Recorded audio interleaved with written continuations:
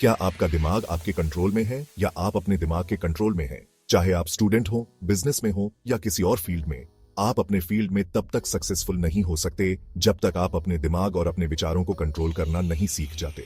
आज का वीडियो आपके लिए बहुत ही यूजफुल होने वाला है, इसलिए इसको एंड तक जरूर देखिएगा, क्योंकि एंड में मैं आपको एक बोनस टिप दूंगा जो आपको तभी समझ आएगा जब आप पूरा वीडियो देखेंगे। इसमें कोई शक नहीं कि हमारा ब्रेन हमारे शरीर का सबसे पावरफुल टूल है और एक बार जब हम इसकी खासियत और इसके काम करने के तरीके को समझ लेते हैं तो इसका इस्तेमाल करना काफी आसान हो जाता है। लेकिन अगर आपको ऐसा लगता है कि आपका दिमाग आपकी नहीं सुन रहा है और आपके कंट्रोल से बाहर जा रहा है, तो ये खुद पर काम करने का समय है। जैसे आप अपनी जीभ को स्वाद लेने से, दिल को धड़कने से या नसों में खून को बहने से नहीं रोक सकते, वैसे ही आप अपने दिमाग में आने वाले विचारों को भी नहीं रोक सकते। आप सिर्फ अपने विचारों को बैलेंस कर सकते हैं, लेकिन उन्हें रोक नहीं सकते। अगर आप अपनी लाइफ में किसी भी गोल को अचीव करना चाहते हैं, तो यह तभी मुमकिन है जब आपका दिमाग संतुलित, स्थिर और फोकस्ड हो। हमारे ब्रेन का सबसे पहला काम है सोचने की प्रक्रिया को डेवलप करना और उस प्रक्रिया के दौरान विचारों को प्रकट करना। हमारे विचार हमारे द्वारा बनाई गई बुनियादी संरचनाओं के रूप में सामने आते हैं, लेकिन कुछ मामलों में हम उन पर कंट्रोल नहीं रख पाते हैं। अगर ऐसा है तो आप अपने दिमाग के बॉस नहीं हैं। इसका मतलब है कि आपके विचार बाहर से या दूसरों से आ रहे हैं और आपके द्वारा स्ट्रक्चर्ड नहीं है। अगर आप हमेशा यह तय नहीं कर सकते कि क्या सोचना है या अपनी मर्जी से सोचना बंद करना है, तो इसमें कोई शक नहीं कि आपका दिमाग आपको कंट्रोल कर रहा है। दिमाग को कंट्रोल करने का मतलब है अपने विचारों को सही दिशा देना और केवल उन्हीं विचारों को आने देना जो आपके लक्ष्यों को प्राप्त करने में आपकी मदद कर सकते हैं। जब तक आप अपने आप को अपने दिमाग से कंट्रोल करने देंगे, यह आपको कंट्रोल करता रहेगा। भगवान कृष्ण ने गीता में कहा है कि आपका शरीर एक रथ है, आपका दिमाग यानी ब्रेन सारथी है और उस रथ में बैठी हुई जो परमात्मा है वो मालिक है, यानी आप। याद रखें, आपका दिमाग या ब्रेन आप नहीं है, आप वास्तव में इससे अलग हैं। आप रथ के मालिक हैं और आपका दिमाग आपका नौकर है। पर दिक्कत यह है कि यह नौकर, सारथी, आपकी परवाह किए बिना आपके शरीर को दौड़ा रहा है, जो मन चाहे कर रहा है, जबकि आप बस बैठकर देख रहे हैं। जब तक आप उसे सही आदेश नहीं देंगे, वह सही दिशा में नहीं जाएगा और उसे वो आदेश देना आपका काम है। पर सवाल यह है कि उसे सही आदेश कैसे दें। मैं आपको कुछ स्टेप्स बताऊंगा जिन्हें आपको फॉलो करना है। बस इन स्टेप्स को ध्यान से सुने और इन्हें फॉलो करें। आखिरी स्टेप बहुत इंपॉर्टेंट है। पहला, अपने दिमाग को ऑब्जर्व करें। अपने दिमाग को कंट्रोल करने का मतलब है उसे ऑब्जर्व करना। यह समझें कि आप और आपका दिमाग अलग अलग हैं, यानी दोनों एक दूसरे को देख सकते हैं। अगर आप अपने दिमाग में क्या चल रहा है इसे एक बाहरी व्यक्ति के नजरिए से देख पाएंगे, तो आप समझ जाएंगे कि आपका दिमाग आपको कैसे कंट्रोल कर रहा है। जब आप अपने दिमाग और विचारों को बाहर से किसी दूसरे व्यक्ति की तरह ऑब्जर्व करते हैं, तो आप अपने एक्शन को देख सकते हैं। जब आप अपने दिमाग के एक्शन को ऑब्जर्व करते हैं, तो यह अपने आप कंट्रोल में आने लगता है।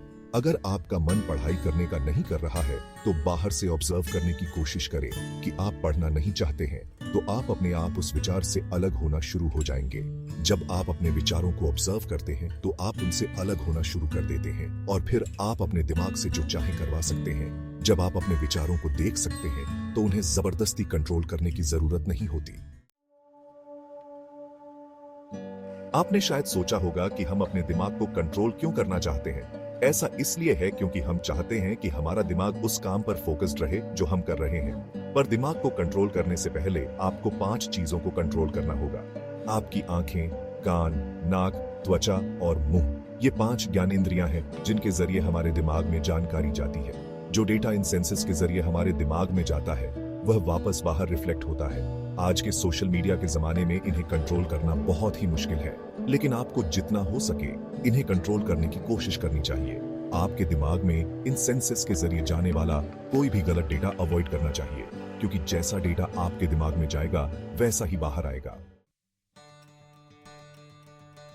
अपनी इच्छा शक्ति और आत्मविश्वास बढ़ाएं। अगर आप अपने दिमाग को कंट्रोल करना चाहते हैं, तो आपको छोटे छोटे कदम उठाने होंगे। यह भले ही छोटे छोटे काम लगें, लेकिन अगर आप इन्हें पूरा करना शुरू कर देंगे तो आपका दिमाग अपने आप कंट्रोल में आना शुरू हो जाएगा।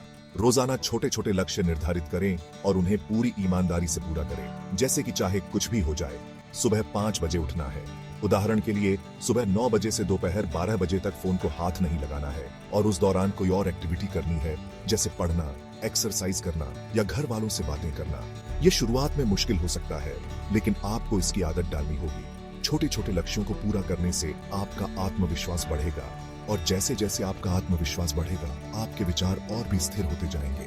अपने काम खुद करने की आदत डालें। सोने से पहले और उठने के बाद खुद को पॉजिटिव एफर्मेशन दें और अपनी स्किल्स को रोजाना बेहतर बनाने की कोशिश करें। मेडिटेशन आपके दिमाग और आपके बीच की दूरी को बढ़ा देता है, जिससे आप हल्का महसूस करते हैं और आपके विचार धीमे हो जाते हैं। उदाहरण के लिए, अगर आप ट्रैफिक में खड़े हैं तो आपको बुरा लगता है और आप गुस्सा हो जाते हैं, लेकिन अगर आप उस ट्रैफिक को ऊपर आसमान से देखें तो आपको अच्छा लगेगा और आपको गुस्सा नहीं आएगा, क्योंकि आपके और उस परेशानी के बीच एक दूरी है। ऐसा ही दिमाग के साथ भी है। मेडिटेशन इस दूरी को बढ़ाता है, जिससे आपकी एकाग्रता में सुधार होता है और आपके विचार आपको कम परेशान करते हैं। अभ्यास और त्याग। हम लाइफ में 2 तरह की लड़ाई लड़ते हैं, एक खुद के साथ और दूसरी दुनिया के साथ। अगर आप ऐसा काम करते हैं जो आपको पसंद नहीं है तो आप दोनों लड़ाइयां लड़ते हैं, पर अगर आप ऐसा कुछ करते हैं जो आपको पसंद है तो आपको सिर्फ बाहरी दुनिया से लड़ना पड़ता है, जिससे आपके सफल होने की संभावना बढ़ जाती है। अगर आप वो नहीं कर सकते जो आपको पसंद है, तो भगवान कृष्ण ने मन को कंट्रोल करने के लिए 2 तरीके बताए हैं, अभ्यास और त्याग। अभ्यास का मतलब है अपने दिमाग को बार बार उस काम पर वापस लाना जो आप कर रहे हैं। उदाहरण के लिए, एक छोटे घोड़े को ट्रेंड करने में शुरुआत में तो मेहनत लगती है, पर एक बार ट्रेंड हो जाने के बाद वह अपने मालिक की बात मानता है। इसी तरह अपने दिमाग को ट्रेंड करने के लिए निरंतर अभ्यास की आवश्यकता होती है। त्याग का मतलब है उन चीजों से दूर रहना जो आपको लुभाती है और आपका ध्यान भटकाती है। आज की दुनिया में इनसे बचना बहुत मुश्किल है, लेकिन 21 दिनों के लिए एक अनुशासित जीवन जिए। ऊपर बताई गई टिप्स को फॉलो करें और पूरी तरह से अपने गोल पर फोकस करें। 21 दिनों के बाद आप अपने नजरिए में बदलाव देखेंगे और अपने दिमाग पर कंट्रोल पा लेंगे। आशा करता हूं कि आप इन स्टेप्स को पूरी ईमानदारी से फॉलो करेंगे। अगर इस वीडियो से आपकी लाइफ में थोड़ी भी वैल्यू ऐड होती है तो इसे लाइक और शेयर जरूर करें और ऐसे ही और वैल्यूएबल वीडियोस के लिए चैनल को सब्सक्राइब करना ना भूलें। मिलते हैं अगले वीडियो में। वीडियो के एंड में please like, share, comment and channel को फॉलो करें @VMadhuchandra इंस्टाग्राम पे और साथ ही साथ चैनल को सब्सक्राइब करें @Alarone99 यूट्यूब पे और कंटेंट के लिए।